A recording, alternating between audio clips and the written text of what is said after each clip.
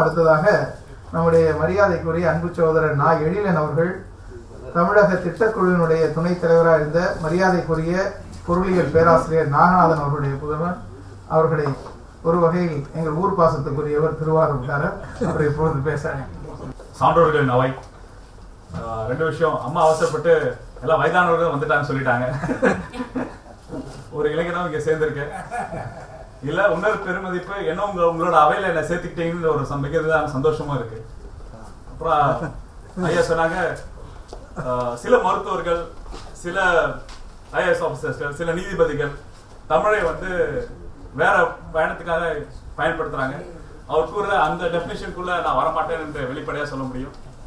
ஏன்னா அந்த வழி எனக்கு புரியும், ஐயா சொல்ற வழி எனக்கு புரியும். ஏன்னா பேச்சு வழக்குல மேடைகள் ஒன்று சொல்லிட்டு செயல்பாட்டுக்கு வரும்போது பின் தங்கும் அந்த நிலையை நம்ம பார்க்கும்போது ஒரு வெறுப்பை நான் நன்கூட பார்த்திருக்கேன். அந்த சிறு எடுத்துக்காட்டோட என்னோட உரையை நான் ஆரம்பிக்கிறேன். இது எப்பனா, நான் சென்னை மருத்துவக் கல்லூரியில எம்பிபிஎஸ் எம்டி ஜெனரல் மெடிசன். அப்போ நான் பயிற்சி மாணவர், முதுகலை பட்ட பயிற்சி மாணவர். அப்போதுதான் ஜிஹெச் பொது மருத்துவமனை சீரமைக்கப்பட்டு ஒரு புது அரசு மருத்துவமனையா உருவாக்குறது ஒரு தருணம். அதுல என்னோட ஆய்வு நஞ்சு கட்டுப்பாடு, பூச்சி மருந்து, அதுக்கப்புறம் பாம்பு கடினால் வர அவதிப்படுற ஏழை விவசாயிகளை வைத்தியம் பார்த்து, அதுதான் என்னோட ஆய்வு பட்டமே.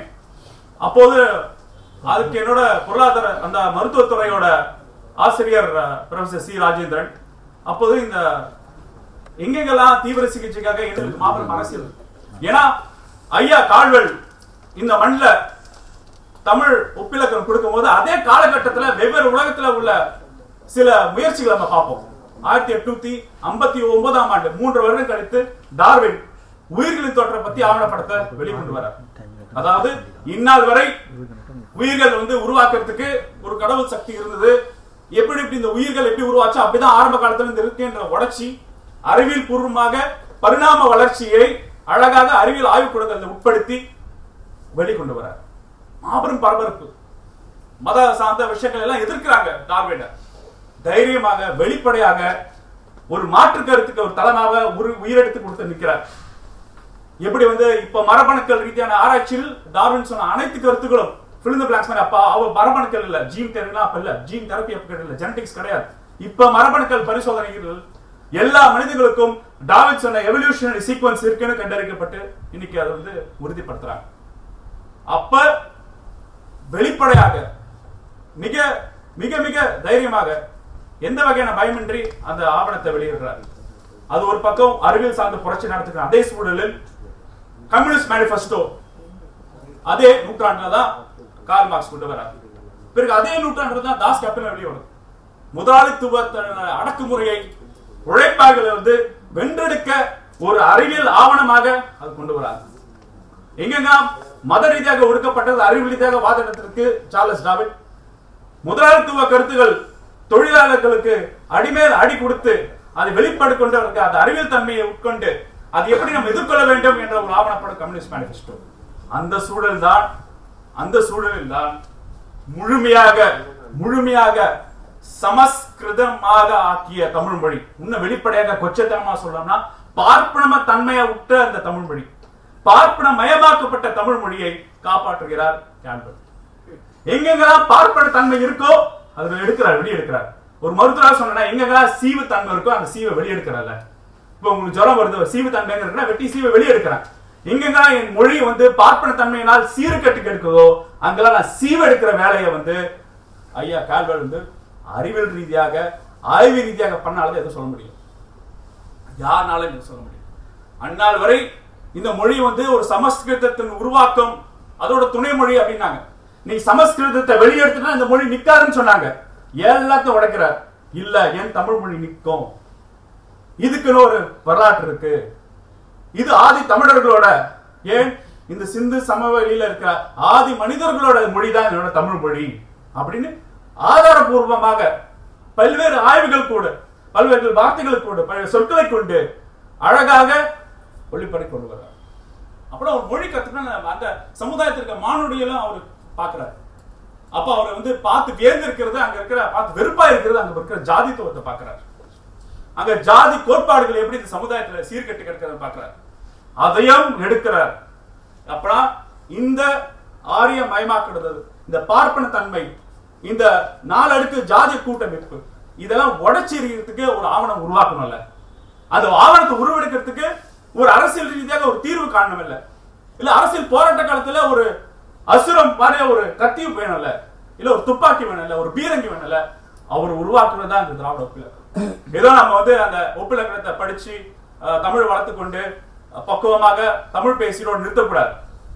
அந்த உண்மையான உட்கொள்றது எதுனா ஜாதிய கூட்டமைப்பை உடைக்கிறதுக்காகவும், இதுல தமிழ் சமுதாயத்துல ஒரு சமநிலை சகோதரத்தோட சமுதாயம் உருவெடுக்கிறதுக்காகவும், இன்னைக்கு பிறந்து கிடக்கிற ஜாதி அமைப்புகளை ஒழிச்செரிச்சு சிறுபான்மையினர் எல்லாம் ஒன்று சேர்த்து கொண்டு ஒரு தமிழ் சமுதாயம் முன்னேற்றத்துக்கான பாதையை தான் இந்த ஆவணப்படம், இந்த ஆவண புத்தகம் வந்து நான் ஒரு பாக்குறேன்.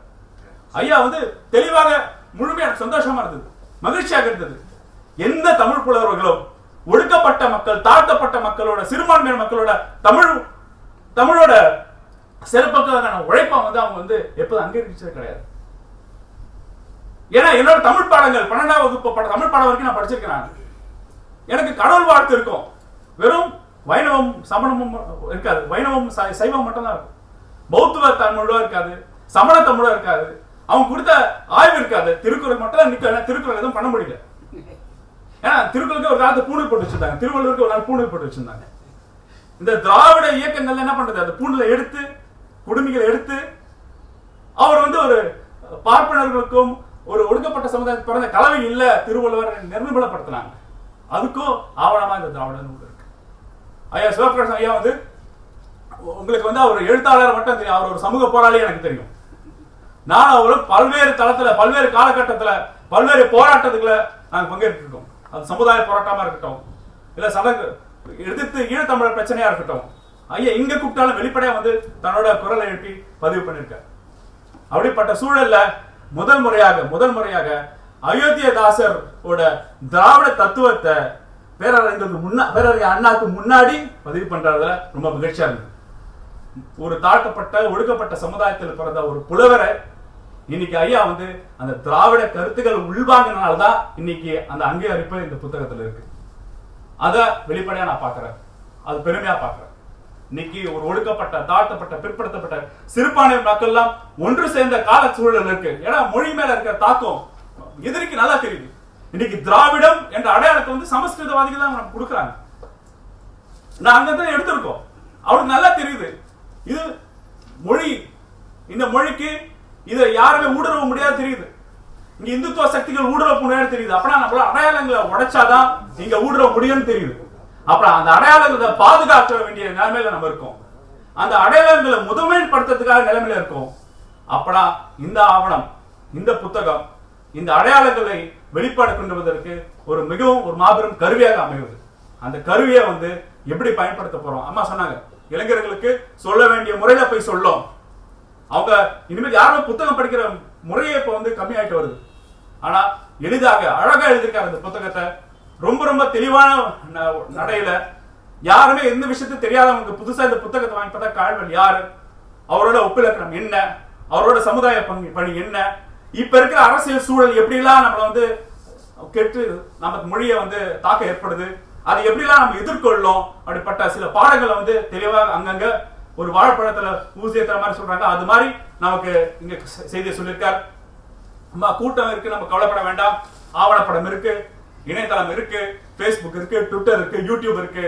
இங்க ஐயா பேசுற எல்லா பேச்சுகளும் பதிவு பண்ணி இங்க இருக்கிற நண்பர்களுக்கு இத இணையதளம் ஏற்றினா பல்லாயிரக்கணக்கான பல லட்சக்கணக்கான உலக மக்கள் இந்த அருமையான நூல் வெளியீட்டு விழாவை கண்டு மகிழ்வாங்க, அது கருத்தை பெறுவாங்க.